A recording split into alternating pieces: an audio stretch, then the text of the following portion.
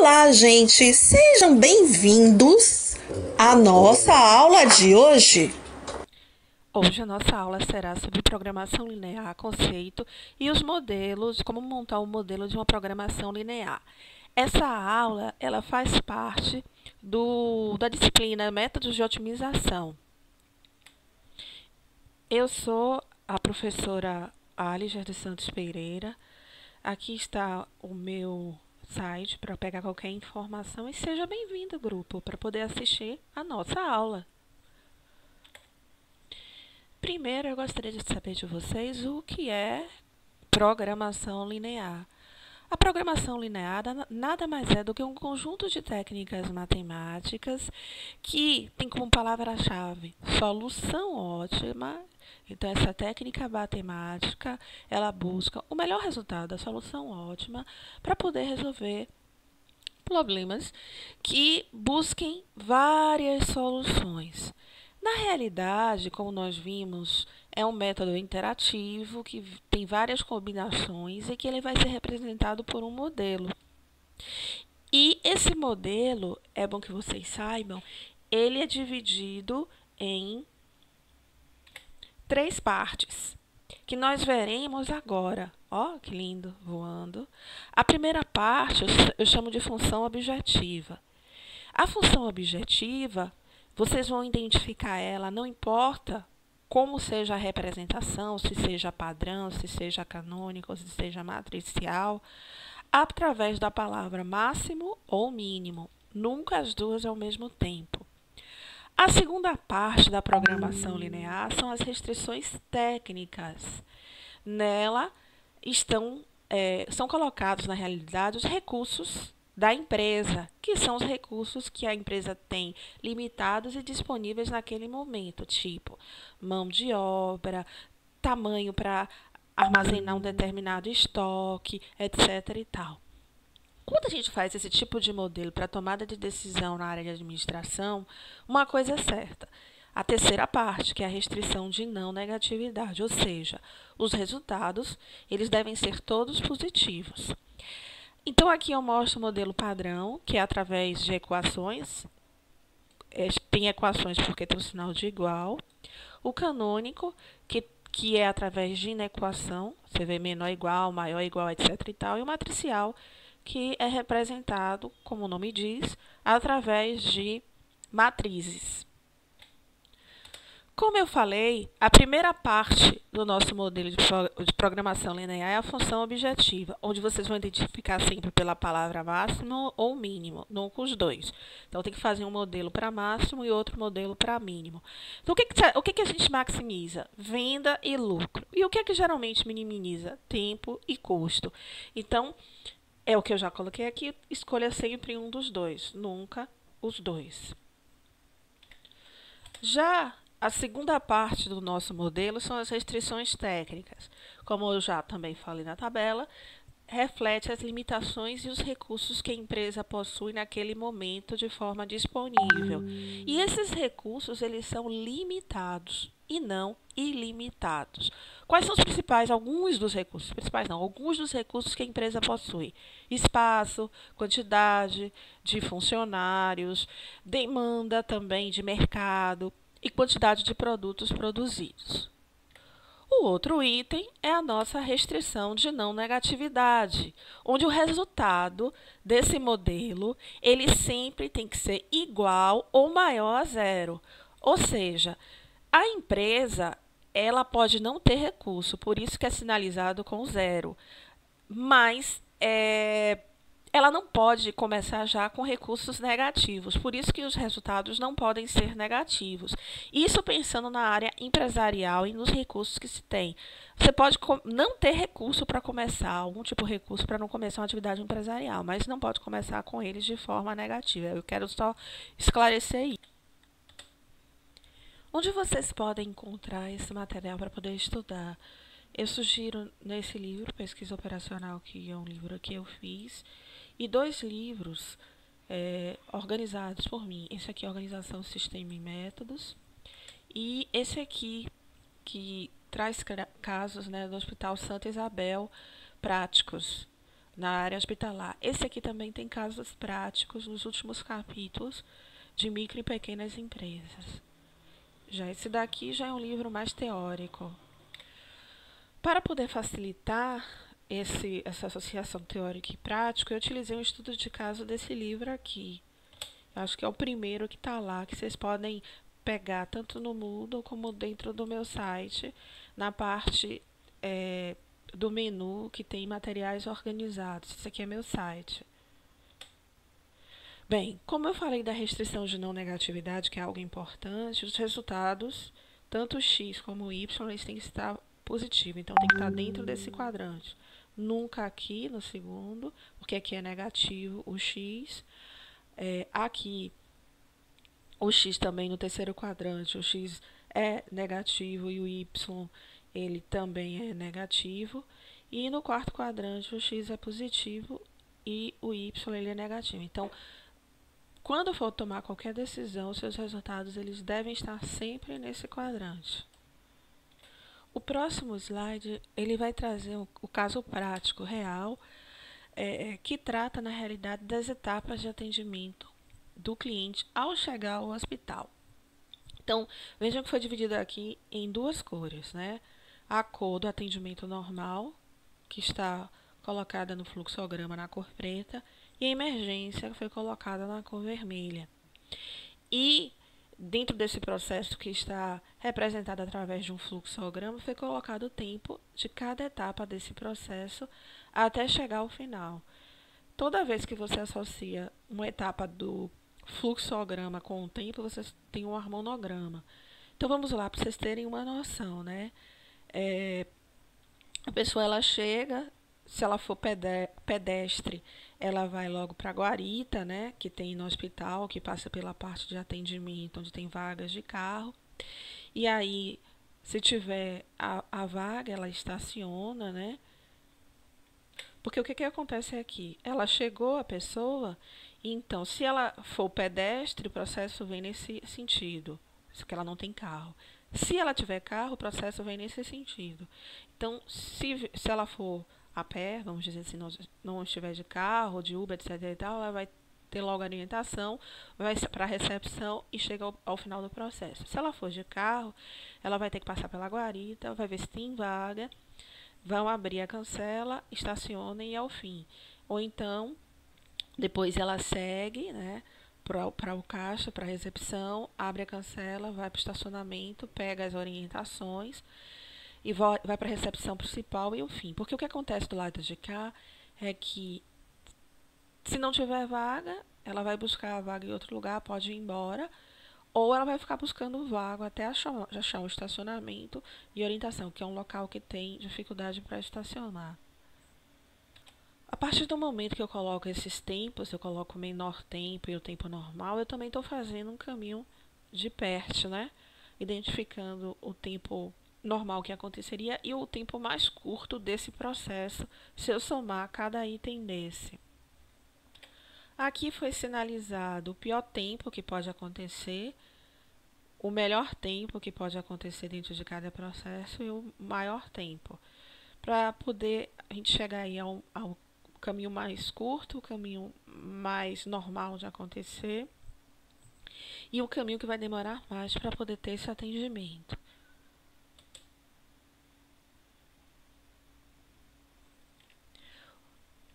Para podermos contextualizar o caso, então a gente colocou aqui que o objetivo principal é o quê? Minimizar o tempo de atendimento no hospital.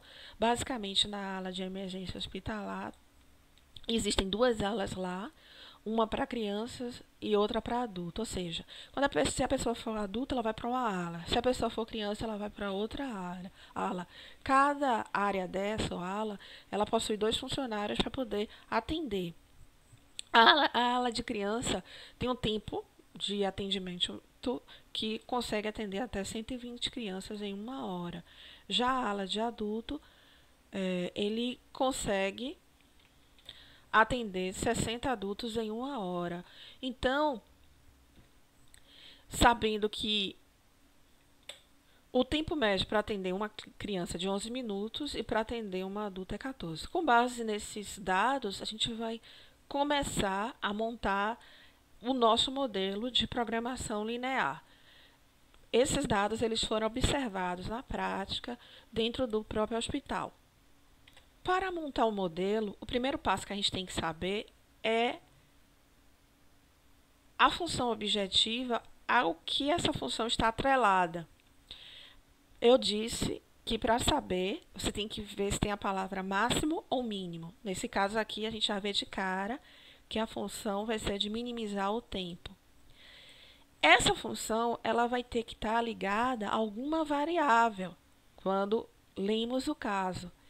E a partir daí é que a gente vai ver as principais variáveis para a tomada de decisões. Então, aqui vamos ver com que essa palavra minimizar tempo está relacionada a atendimento, sempre vem depois, atendimento por hora para crianças e para adultos.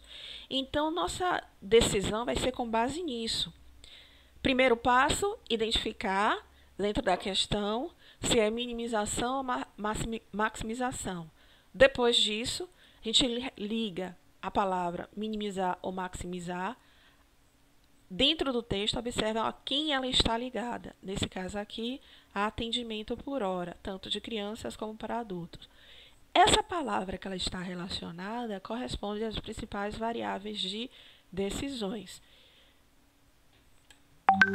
Então, nós vamos ter essa expressão aqui, dentro da função objetiva. Minimização de tempo, referente às variáveis de decisão, atendimento para emergência referente à criança, que eu vou chamar de X1, e atendimento de emergência referente a adulto, que eu vou chamar de X2.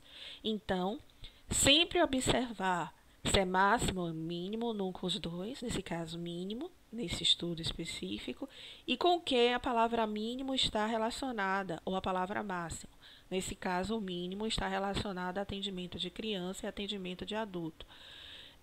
Essas palavras relacionadas serão as variáveis de decisões, que eu vou chamar de X1, X2, ou X3, X4, X5, dependendo da quantidade de variáveis que tenhamos dentro da questão.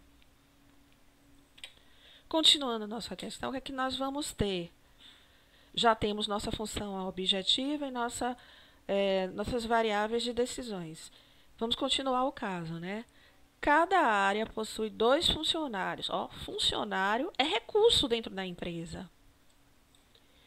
É recurso. Então, faz parte daquela parte do quadradinho chamada restrição. Possui 2 funcionários. A ala de criança tem um tempo. Tempo também é um outro recurso que a empresa possui, porque se ela tem funcionário, o funcionário vai trabalhar dentro de um tempo. Então, nós temos 2 recursos aqui. Um é funcionário e o outro é tempo de atendimento de 120 crianças em 1 hora e de adultos são 60 também em 1 hora. Veja que as unidades de medida dentro do tempo de atendimento são iguais. 1 hora de atendimento, apesar da quantidade ser diferente. A partir daí, eu sempre gosto de montar um quadro, resumo, para podermos visualizar melhor. Nesse quadro, geralmente eu divido da seguinte forma. Coloco em cima minhas variáveis de decisões, aqui. Aqui, na primeira coluna, na primeira linha, minha FO, seguida das minhas restrições técnicas e da minha restrição de não negatividade. Então, ele falou lá que meu X1 e X2 são tempos de atendimento para a criança, porque está relacionado diretamente ao meu FO, e tempo de atendimento de adulto, que também está relacionado ao meu FO. Vejam também que na minha questão anterior, deixa eu voltar para lá, mas antes ele deixa claro que são a quantidade de funcionários para atender em cada ala. Existe a ala de criança, por isso que eu coloquei aqui. E aqui a área de adulto, que está aqui. São de 4 funcionários, ou seja, na realidade 2 aqui, que podem ser mobilizados tanto para adulto como para criança. Somatório de 2 mais 2 de cada funcionário deu 4. E que o atendimento por hora, a hora é igual a 60 minutos, né? Na ala de crianças, então, é de 120 e na ala de adultos é de 240. Eu vou voltar um pouco para o slide anterior, em que ele diz que, sabendo-se que o mínimo de atendimento para criança é de 11 minutos e de adulto é de 14 minutos. Essas palavras aqui, 11 minutos e 14 minutos, elas estão relacionadas com, por isso que estão de vermelho aqui, apesar de estarem textos separados no nosso português, minimização do tempo de atendimento, tanto para crianças como para adultos. Então, esses dois valores, por estarem relacionados com a parte de minimizar, eles vão para a função objetiva, aqui 11 e 14. 11 para criança e 14 para adultos. E aí, o que nós temos? Nossas restrições de não negatividade, que é o único item que ficou, que não importa quantas variáveis de decisões tenhamos, elas todas vão ser maior ou igual a zero, porque os resultados não podem ser negativos. Podem ser zero, que significa que não tem recurso, mas não pode serem negativas. Então, esse aqui é o nosso modelo. Vejam também que os recursos, as restrições técnicas que correspondem ao recurso, são os únicos que têm BI, que corresponde à variável independente. E nela você pode ter maior ou igual, menor ou igual ou igual. Veja que a função objetiva ela não tem, certo? Então, esse é um outro aspecto que você tem que observar. As restrições técnicas, elas sempre vão ter BI, que são variáveis independentes, que corresponde ao recurso máximo ou mínimo ou igual que a empresa vai possuir ou vai estar disponível naquele momento. FO, ela não tem um recurso máximo ou mínimo, e a restrição de negatividade, ela vai ser sempre igual ou maior a zero.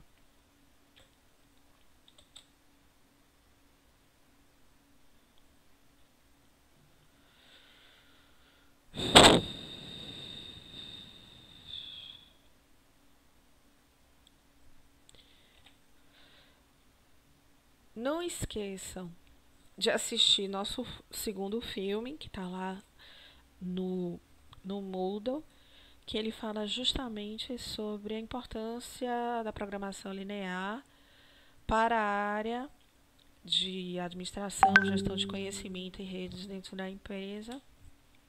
Estude o nosso material que encontra-se lá no Moodle, os nossos livros.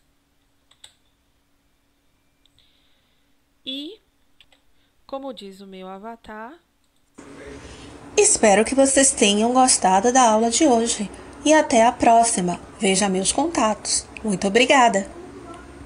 Espero que vocês eu só posso agradecer a vocês nessa aula da área de pesquisa operacional sobre programação linear. Muito obrigado pela presença e até a nossa próxima aula. Espero vocês lá.